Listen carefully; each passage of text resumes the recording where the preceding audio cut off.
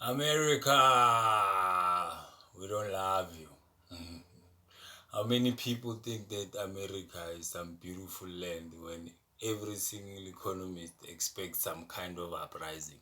Because it's famous for it.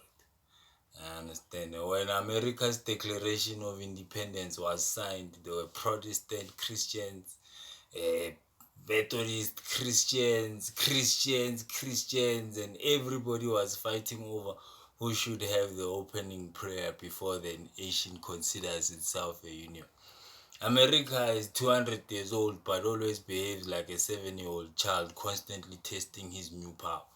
I understand, because there's always new power to test at the end of the day. The Democratic Republic of Congo has both major political parties in its name. America always tries to outsmart the whatever existing system it is. During colonialism, it purchased Liberia, took out money. You understand? Now the president of the DRC is writing the idiot that runs that country love letters about how much the resources of the country will be made available for him.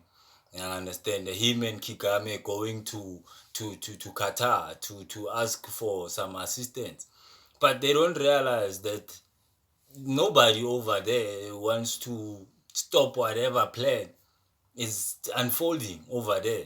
You understand that Doha has investments there. People in the region have invested there. Qatar just 2 billion in Rwanda and Congo. So it's in a plan of whatever they are planning. And then Iran invested in the paramilitary groups. Saudi Arabia invested in the government. So there's no support that we're going to get from the West. South Africa told Biden that you invade Iran, South Africa will send troops. The biggest troops in Congo are from South Africa. And right now there's a tiff happening between Trump and Ramaphosa. So where are you? Where's the next political party going to come from that is going to run South Africa? Why is not South Africa making all its coal available just for the rest of the continent so that forestation, the cutting down of forests can stop? Why is in South Africa saying we will no longer export fruits and vegetables until the day we are confident we have over poverty? You understand? So until then, what do?